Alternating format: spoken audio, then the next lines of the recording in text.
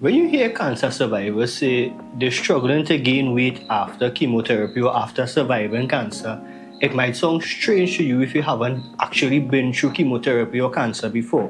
You might think to yourself, well, just eat some more food. That is the simplest solution. It's a basic equation, right? Calories in versus calories out. But after surviving something like stage 4 cancer, your body really don't play by those same rules again. And today I want to give you 6 reasons why gaining weight after surviving something like stage 4 cancer is a struggle. And it's a lot harder than the average person might think it should be. Because it's not just about food anymore, it's about what your body has been through and what it's trying to recover from. So the biggest misconception is that weight gain is just math, right? It's just calories in versus calories out. That's the simplest way to put it. But after years of cancer treatment and chemotherapy, your body changes in ways, your metabolism changes in ways that really don't make sense on paper, that really don't follow the rules at the charts. Your body sometimes enters states where it burns more calories even at rest. So what should be a calorie surplus ends up being maintenance. And what should be maintenance ends up being a deficit. In my own personal journey, I have struggled with gaining weight with over 4,000 calories at a time. And it's not that the effort isn't there, it's not that I am not doing the things that I'm supposed to, it's just that the systems are not functioning that the way it's supposed to in a normal person. Now let me talk about absorption, because this is something almost nobody really considers. Chemotherapy doesn't just isolate and affect the cancer cells. It affects everything across the board, including your digestive system, your gut lining, the enzymes, the microbiome in your stomach. They all take a hit during that period of time. So even if you are eating enough food, your body might not be absorbing all the nutrients from it. Think of it like trying to fill a bucket that has holes at the bottom. You could be putting in whatever you need to the top. Make sure that it's full, but it's still going to be leaking somewhere. And that's exactly what it could feel like trying to gain weight after cancer. You're doing the work that you exactly need to, but you're literally fighting against your own body. Another huge factor is hormones. Things like your testosterone levels, thyroid function, insulin sensitivity, and cortisol levels can all be disrupted due to chemotherapy and cancer treatment. And these really aren't small things that getting messed up here. These control how your body builds and keeps muscle, how it stores fat, how it regulates your hunger levels, how it regulates your energy levels, and your recovery. If your hormones aren't really aligned, you're not in a growth state.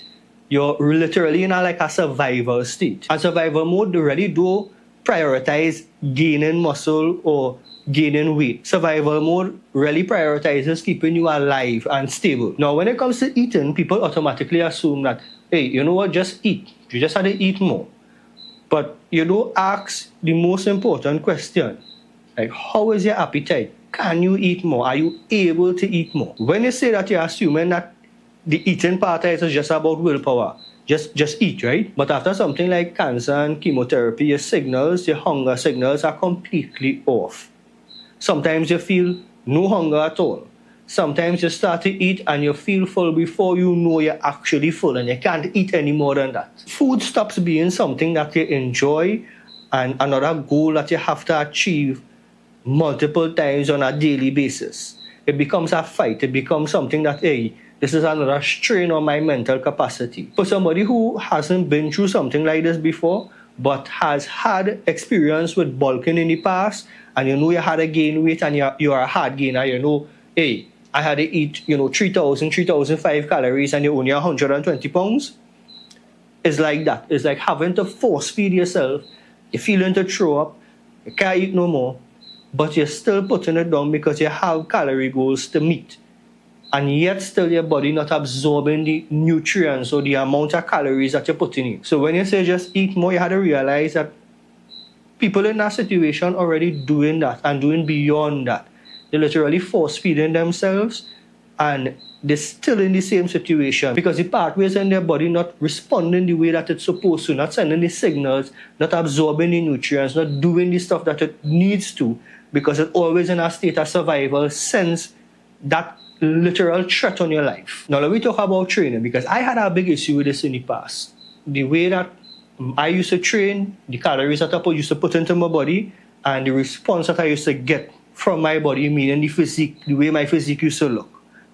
I used to be very angry at anybody who commented on my legs. A lot of these people don't know the fact that part of the 4-year chemotherapy cycle that I went through consisted of months at a time of me getting alternating shots, chemotherapy shots directly into my thighs. I'm not supposed to be walking. So the fact that I could have squat 315 pounds while people telling me, hey, you're looking like Johnny Bravo because your legs too small, that used to mess with my brain. Everybody used to say, hey, you need to work more on your legs. I used to be training legs twice a week, 3 times a week, squatting every 2 or 3 days. But it took me a while and a lot of research and a lot of time to understand my own body and to understand what my body has been through. Not really understand it, but come to terms with it. After cancer and a 4-year chemotherapy treatment, your body not going to respond the same way as somebody who never went through that. Right? That's the first thing. You have to admit that fact. And muscle growth don't happen in the gym when you're lifting weights. Muscle growth does happen during the recovery period. The times that you rest, the times that you feed the muscle off training. Right? That's what they say is a 24-hour cycle. It's not just what you do for the hour or 2 in the gym. But it took me a long while to realize that while I was pushing myself to the limit, my capacity or your capacity to recover if you pass through something like this is not the same anymore. You can't just train harder, push more, and expect to see the results that would normally come with that kind of training for a normal person who didn't pass through the things that you passed through. If anything, and this is something I realized in my own training, if anything, training harder or training more frequently might hinder your growth, might actually be a deterrent, might actually be bad for you. In our case, our body needs more time to rest. Think about it like the Mike Mensa approach. When you do train, you don't train overly excessive junk sets and junk reps. You train, you push your muscle to failure, and you train, let me say, 2 to 3 times for the week max. I talking like twice for the week is more than enough. Because our goal is not to break down. Our body don't break down already. Right? We body already break down to, and if you had something like bone marrow cancer, the chemo that they give you is to literally dry out your bone marrow to ensure that they kill all the cancer cells. So you literally dry down to the bone. What we need is stimulation, stimulus, movement, targeting our cardiovascular and VO2 max, and a lot of rest and recovery during or between those times. So basically, you're stuck in this place where you can't train too little because you're not going to see any response from your body at all. And you can't train too much because you're going to see no response from your body at all. It have a sweet spot. It have a middle ground, and it's your duty to find your own sweet spot and middle ground. Nobody else will do that for you. And that's going to take a lot of time and a lot of patience and a lot of willpower and consistency. You have to figure out, am I pushing myself too much or am I not pushing myself enough? And to find that middle ground going to take a lot of time and patience. Now, last but not least, and this is probably the most important thing, you have to remember what you have been through. If you're now surviving cancer, if you're now out of cancer, you're probably thinking to yourself, because this was me, and I'm telling you from my personal experience, life ain't wait for you. Your friends, your brother, your sister, your siblings, your cousins, your family, everybody move on. Your classmates is not your classmates anymore. This is, you're talking 2 to 3 years after they already probably graduate. They're probably 2 classes or 3 classes above you now, and you had to start back where you left off. And you have to remember that after cancer, the hit that your body take, it isn't focused on building right now. It isn't focused on like what I did. I was still in chemotherapy treatment and I went and started the gym. And while that may sound good and noble and hey, you know, fella doing good for yourself, that could have been a deterrent and have me where I am today, because your body needs time to recover. You have to remember exactly what your body went through. And while you might not understand it right now, if you're in it or if you're now finished chemotherapy and you're so elated, you're so happy, hey, I could finally go outside and live my life again. You have to remember the things that happen to you. Everybody else out here in the world who never went through that have no idea what you went through and will treat you the same way. While your body is trying to keep up with keeping you alive. That's the first thing. That is the first thing, and that is our first step at the end. We have to think about it like this, right? Biologically, gaining weight and building muscle are luxuries. They are a luxury function. They come secondary to you living, and all your body, your organs, all your full autonomy working properly, everything working good. Then your body could put focus or energy into building after that. But right after surviving cancer, or let me say even years after surviving cancer, in my case, only last year I discovered my body do absorb B12 from eating foods with B12. I have to put B12 in through a needle every 10 days. So you're still discovering things like 10, 12, 15 years after, where your body missing stuff, your body's still trying to recover, and you now discovering what you need to put in that missing.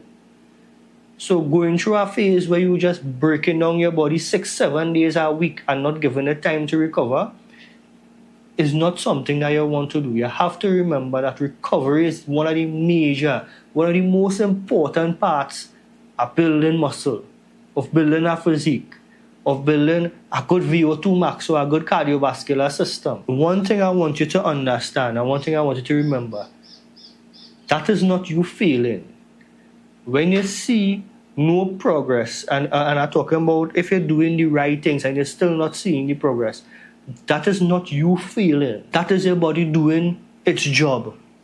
It's trying to get your systems back up and functioning.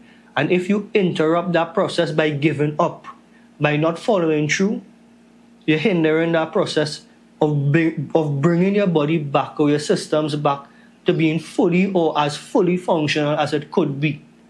And every time you stop and you restart, you're restarting from a place that is lower than the place that you started from the first time or the time before that. You might not see the physical results in a year, in 2 years, in 3 years.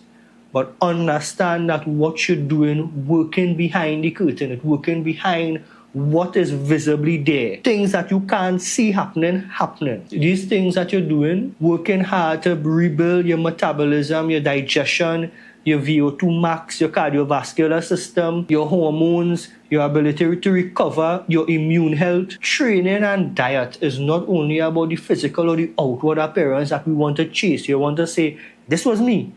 After chemo, I want to be a bodybuilder. I want to come out here and be, a strong man. I want to lift weights and look the part to show people that I could beat this thing and come out of it like that.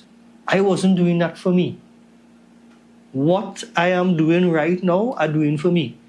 And I'm barely training right now.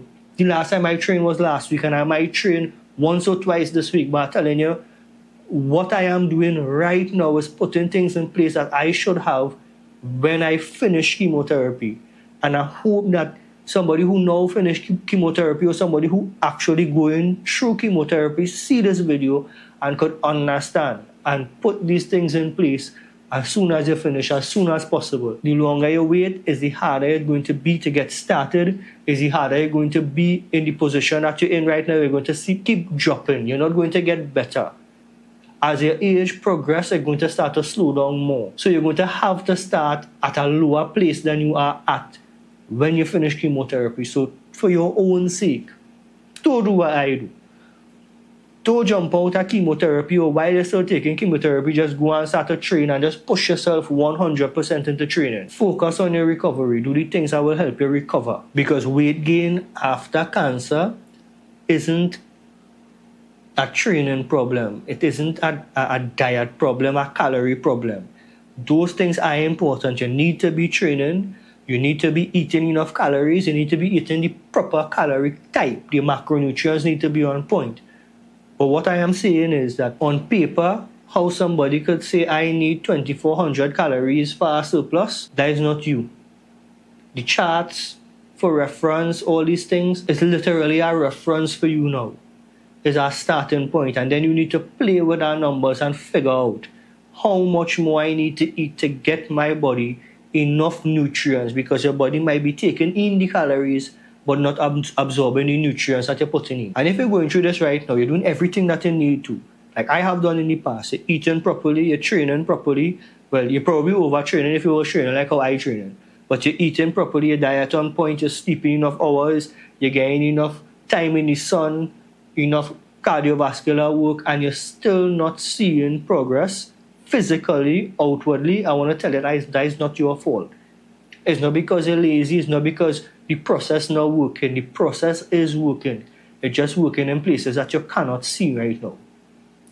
And those are the most important places, because when it fixes those systems, everything else will fall into place. And once everything else falls into place, you could get the dream physique that you want. I mean, it might not be where you could have been if you didn't have cancer in the past, but trust me, it will be 100 times better than if you don't do the work that you need to as soon as you finish chemotherapy. If you know somebody who's going through chemotherapy right now or survived cancer, or if you are somebody who survived cancer and struggling with this right now to gain weight, to get the correct amount of calories in, drop a comment down below and let me know. I read all the comments and I will be sure to hear how you have been working on your goals and what is the result and how best I could help you. So leave a comment down below, let me know your situation.